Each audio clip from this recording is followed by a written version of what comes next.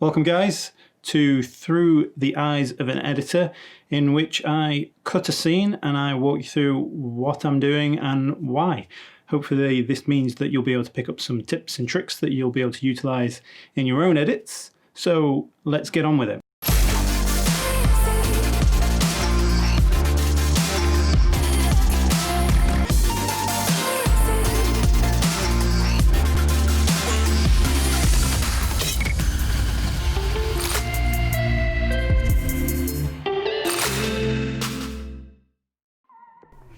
So what I've got here is a screen recording of a quick assembly edit of a scene that I've done recently. So I'm just going to show you what is happening as we go through. I'm just looking through the rushes, see what I've got, because I'm going to have to make a scene from all these shots. So what you'll notice is as I'm watching the shot, I'm placing a marker down just as the action is called, so if I ever go back to these shots, I know where the start of the shot is, so I don't have to keep watching any faffing about that might be happening at the top of a clip. I'm probably only going to come back to this once I've picked the right one that I want. It's all about the reaction, so I'm just having a look through the rushes, seeing what we've got.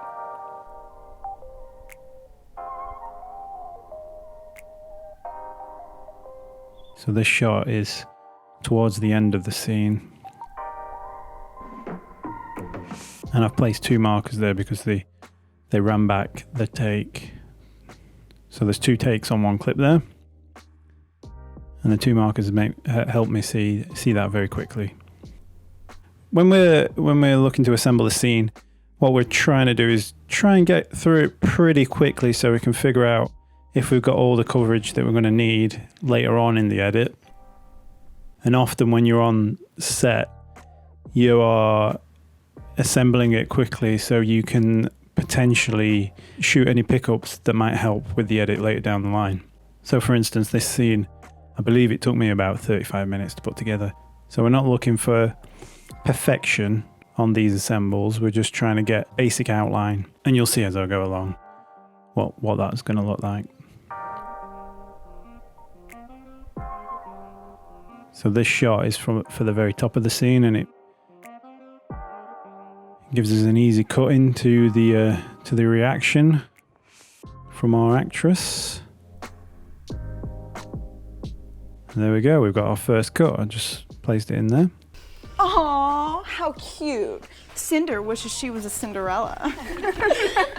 So are you going to the party, Cinder? Yeah. Guess who'll be there? So I'm just looking for continuity on these shots here so it doesn't feel like a jump in action.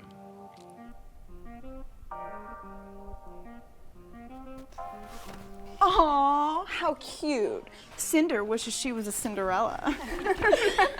So are you going to the party, Cinder? Yeah. Guess who'll be there? And you see I've just pulled the audio from the second clip forward, creating a J cut. Little cuts like that help smooth out the edits. So I'm just looking for another shot of Cinder here, a reaction to the line that's just been delivered. Just give it a little trim so it looks quite nice. Again, we're not spending ages on this, we're just trying to get a nice outline of the scene, and then later on we can play with all the various different options that we'll have available. Just need to make sure we're not missing any key shots. See, it's very important to get these scenes turned around very quickly, because if we can pick up the shots, it's just going to save us a lot more effort down the line, because reshoots are often too expensive for a lot of productions to do. And as an editor, you'll prove your value there, because if you save even just one day's worth of shoot, that's potentially tens of thousands of pounds that you've just saved your production, and obviously that's going to make everyone happy. So this part of the scene is pretty simple so far. We've only got two angles to cut between. So we're just looking for a clean audio, a nice continuity on the various reaction shots. So we cut to the closer in of Cinder to see her reactions to the various girls' insults. I think a shot that they could have had for this scene, which would have been nice, is like a close-up of Cinder from this sort of angle here, from the front of the sofa instead of just the back of it. And maybe pick up some of the lines from the girls on a close-up as well. Well, that's just an editor asking for more coverage. I mean, it's just, you're going to end up with a lot more options, which is great, but in the end it can slow you down tremendously, both on the production side and actually in the edit. The coverage we've got so far works for the scene. I don't think we're going to have any tricky problems.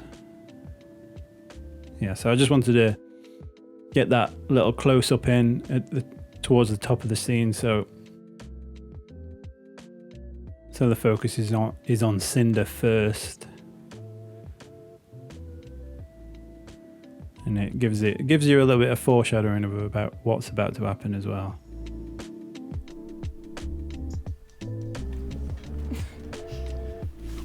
Aw, how cute. Cinder wishes she was a Cinderella. So are you going to the party, Cinder? Yeah. Guess who'll be there? I just have my notebook back. Why? We can just give it to Max for you. I swear, if you do that... You'll what, McFugly?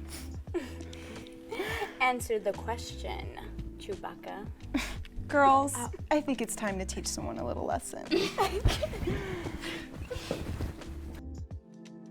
And there we have it. That's the first part of this scene. Again, very simple. Only 2 setups to work with, so that didn't take very long at all. So we'll just move on to the next part of the scene. I am working from a script, a marked up script from the script supervisor. These will have information about what are the favoured takes by the directors and other notes about continuity, and sometimes you get notes about how the shots are intended to be cut together. Like, for instance, towards the end of this scene, the actress will be covered in some special effects, which is a one-taker. You can only shoot that once, otherwise you have to recostume the actresses, reset the set, and you kind of want to do it in order. So if she does have to play out part of the scene whilst covered in special effects, you want to make sure you've got all your shots before she's supposed to be covered in special effects done and out of the way. So for this section, it's just a slight change in environment.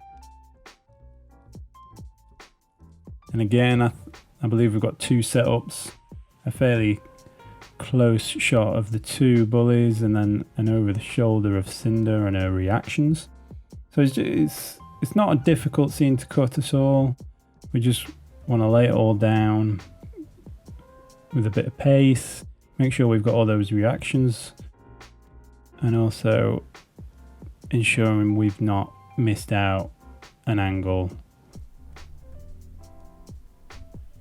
Any spaces in dialogue I'm trying to close up to give the scene a bit of pace, unless there's like a specific moment that requires a pause. We've got to try and speed up this cut because you want it to be quite punchy. So often I'm laying Cinder's reactions over dialogue that's happening from the 2 bullies, because otherwise it would feel really, really laborious and stagnant if you say stay on a shot while one of the girls are delivering their line, and then you just go to Cinder's reaction with silence underneath it and then go back to the girls. It just makes it very dull.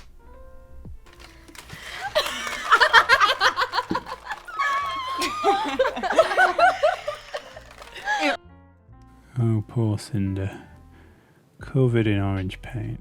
So the only take where the paint actually lands on Cinder's hair is the one where we see it in shot. On the shot with the 2 girls, we're trying to get her to the point where she's picking up the can and lifting it up. We don't want to see her drop it, tip it up, because we're definitely going to cut before that moment happens. And there we go. We're just trying to speed up the reactions that we've got from the other teenagers in the room. And I'm just laying over their reaction to time it up with the pour of the paint, so it's an immediate reaction.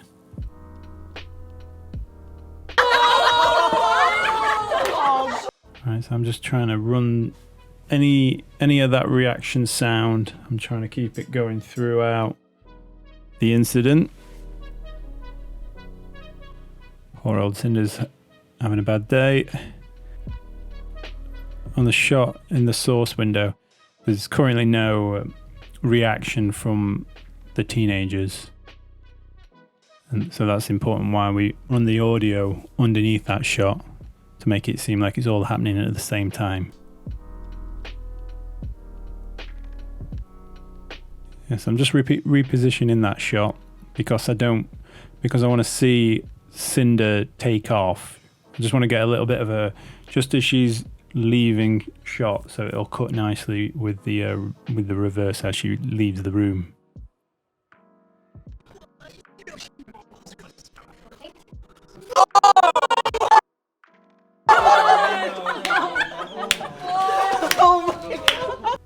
Yeah, I think that's a nice bit of audio that I found there, so I've added that in.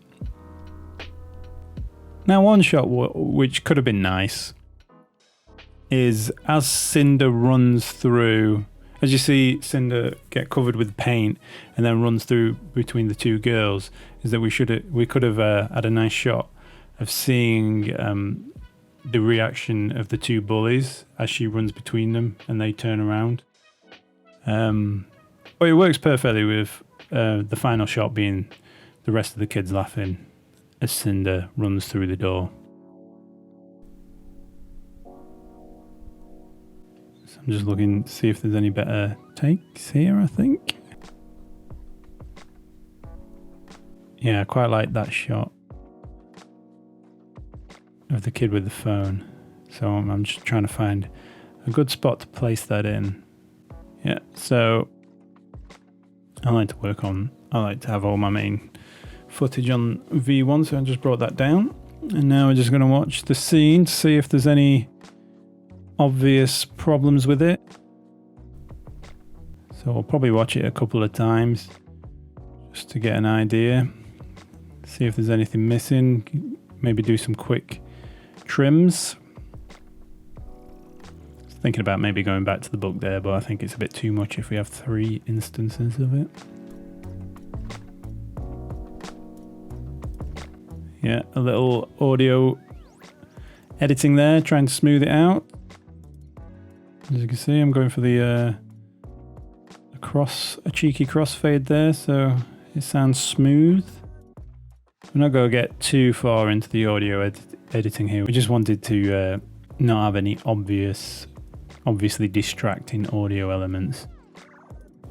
Once we've got this scene assembled, we'll be sending this off to the director and producers, and it's kind of the responsibility of an editor to make sure the performance of everybody, cast and crew alike, is at its best. We want to be showing everyone at their best. Everyone on the crew works very hard to get these images to our edit suites, so we want to do them justice.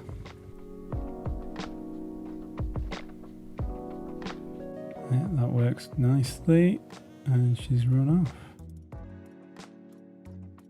Just checking that reaction there, might need to do some more audio tweaking. Yeah, a little crossfade there, just to smooth out those transitions, because we didn't have one reaction long enough for that bit at the end there. Again, I like to keep my effects work on track 5. Keep the first 4 tracks for dialogue. So one more watch through.